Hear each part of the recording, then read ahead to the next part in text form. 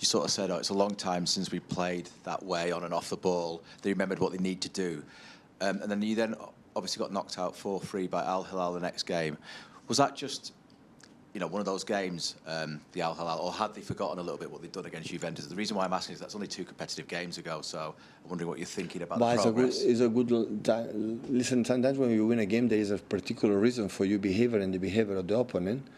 And in Al Hilal, we didn't control the transitions because it was 3 new players that we didn't talk much, or we didn't anticipate that could happen in that game. That's what you have to do. But it was a good lesson. Unfortunately, it's the World Cup. When you have to the lesson, you had the lesson at home. And in Premier League, you learn the lesson. In 3 days, you have another game. That was a little bit pity because but it was a really good thing against Al Hilal as well. So I think we do it. But involves many things that I like it, and our journey. The most important is our journey is really good. So I feel a good vibe. I feel we have the perfect portion of energy and wise to the way you have to play, and we are ready to game by game. That is our pre-season before Wolves, now this week, and after Spurs. Before Brighton and before international break is our pre-season, and we are completely machines to concepts to why you have to do this, how you have to do that.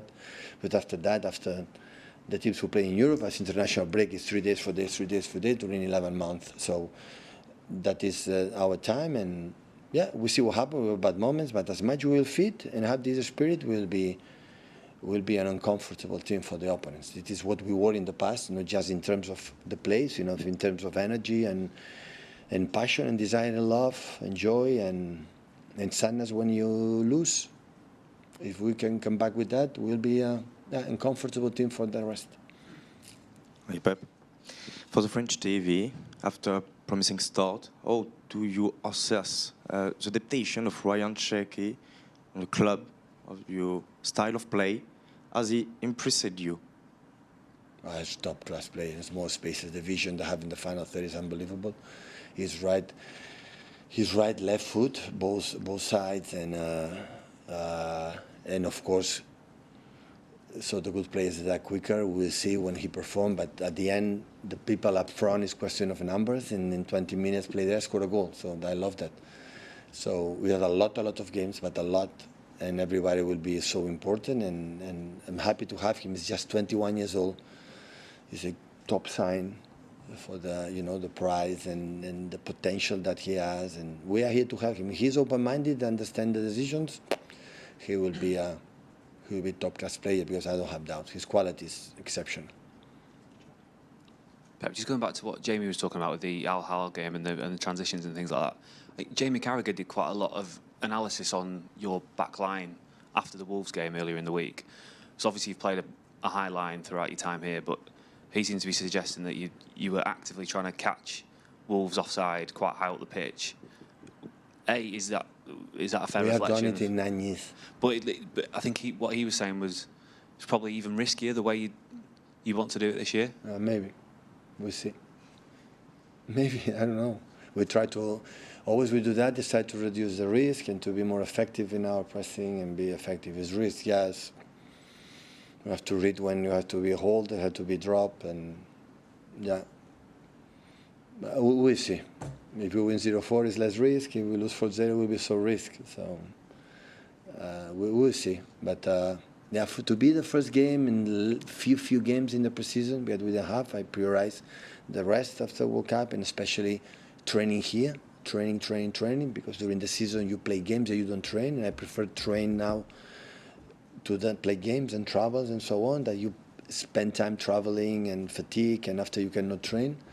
We prioritize that, but of course, and it was not perfect game, of course, but for the first game, it was, I was good. I would sign every first game in the season away, winning 0-4. They have a chance, but we had as well more, and many things that we talk. They try to apply and try to convince them, not because we say you have to do that, why do you feel, when you do that, you feel comfortable, we are a better team, we are more uncomfortable team, we are more precise team, and it is the reason why. You were talking about Rodri before, how you sort of want consistency. Does it help having someone like Nico Gonzalez that is out, because he looked like he had quite a good game at Wolves at the weekend? Does it help having him where you just know you can drop him into that position, and it gives Rodri a little bit more time to get himself up to Rodri is desperate to play like all of them. If you see how hungry they are, all of them, to play in the beginning of the season, so everyone wanna be involved. There's no doubt. And Rodri is desperate after 1 year. The year before the injury against Arsenal, so play 70, I don't know how many games. Brad said to me, I have mental fatigue. I'm so tired. It's normal, but now it's fresh. I want to play. Desperate. I want to, but we bring Nico with Kova to make a little bit that role. And Rodri was absent. And when they're consistent, it's like we want, maybe it's going to happen because nobody knows, the amount of minutes, the amount of time, but we want to be consistent training games, and because I had the feeling, play 90 minutes, in 3 days 90 minutes, 3 minutes, we will not be consistent, we'll be back again. And we want to be sure that can help us in a moment, in the meantime.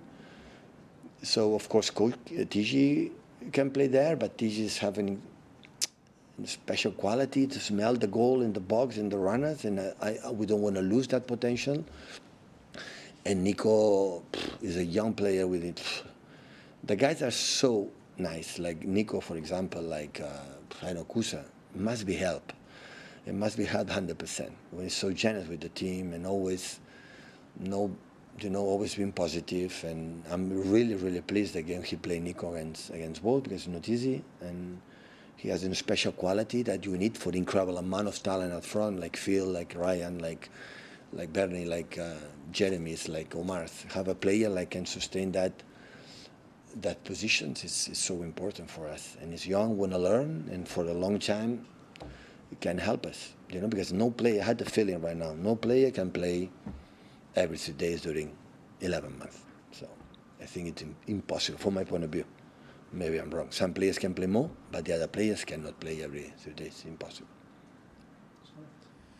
Pep, so Reinders and Nico ran more in the first Premier League. Nico? Gonzalez Good. ran more than any other Premier League players. They were the top two for the first weekend. Sorry? They ran more, they covered more distance. Is it a compliment or a criticism? Up to you. The question. I know your teams kind of, run a lot all the time. Oh, well, yeah, right. But is that something from last season that you consciously want more running in the team? Absolutely. Always had the team like run a lot without the ball. We were a pain in the ass for the opponents in high pressing and run and everything. Always we were that type of team. And last season for the injuries, guys, we lose the energy, and the other one is what the most important thing to come back, and after we see our game. But when I'm concerned after 1 second later is how we played. So run, it's have to be when we have to run. We have to run for run. I can go to, track field, take a marathon guys and play with us. It's not about that. So you have to when you have to do it, but the energy, of course, is today in the modern football has to be like that. They know it. But of course, Ryan especially is learning, and Nico is trying to but I think all of them, Bernardo, every game is 12-13 kilometers play, run. But last season we ran sometimes some players, it was useless, so we didn't play good. The most important is the combination of that, both things. Last two are Paul and Russell. Pep, just on a question about Phil. When we spoke to him after the FA Cup final in the summer, he was really kind of down about the injuries and some off-field issues as well. Then when we got to America, he seemed a lot more upbeat and a lot more confident. Have you noticed that sense in mood, change in mood from him over the last few months? Yeah. The thing is that we feel apply, like I said, with Rodri, the consistency that we want to be. He was really good, and after have this problem in his ankle, but it's fine. So it's obviously much better. So what can I say, Phil? The last Premier League we won it was massively important. He was the best player in the Premier League. I remember the last game against West Ham, the 2 goals in the early. Phil is top class, extraordinary players. Always I try to convince them he can be better, can read the situations better. But as much he's happy and he's a joy to play, Phil gives something unique. So I regret maybe in the game in Lille to bring him earlier. you know, a team so deep, him and Ryan creating that, but after that, the balance in that moment, the game was so up and down transitions. And when it happened, we want to be more solid, and always think with Phil and Ryan, maybe we can see more transitions, and that's why we spend a little bit more time to bring him them. But listen, I never will doubt about the quality of Phil, what they give us, and only I want his joy to play again, be happy, and be again game, training, and be 90 minutes, always give you something special, unique. Do you get the sense that he's put last year behind him then in terms of like how he's approaching, you know, training and games? Maybe it was the first season that was after 6-7 and when everything a little bit drop. This question, yeah, if he learned the lesson, no, you can experience that will be great. So always there are seasons that you cannot be like you were, because Phil has been incredible, consistent, incredible in these many years, a lot, and this is what we are looking for. Last one with Russell, please. Hi, Pep. You've got a fantastic record against most teams in the Premier League, but Tottenham, doesn't matter who the manager is, you seem to struggle against them. Can you put your finger on it? Are they a bogey side? Sorry? Are they a bogey side? Boogie? A difficult side? Bad luck. No, bad luck. I don't know. It's a good team. It's true. It's struggle. And you tell me the reason why. So I don't know. I said because we were not better, or many things. Many times we perform good, but they have incredible weapons at front, especially in the past. Top. And yeah, hopefully we can tomorrow change that dynamic.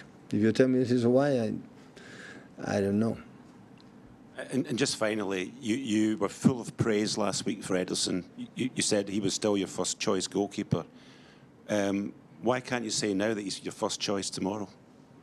No, we see tomorrow. We see the side. Her training these days good, and we see. We talk with Xavi, and we will see, because in that moment everything is until all the clubs. I think it's happened until after Brighton game or after next weekend, like a transfer window is over, and after.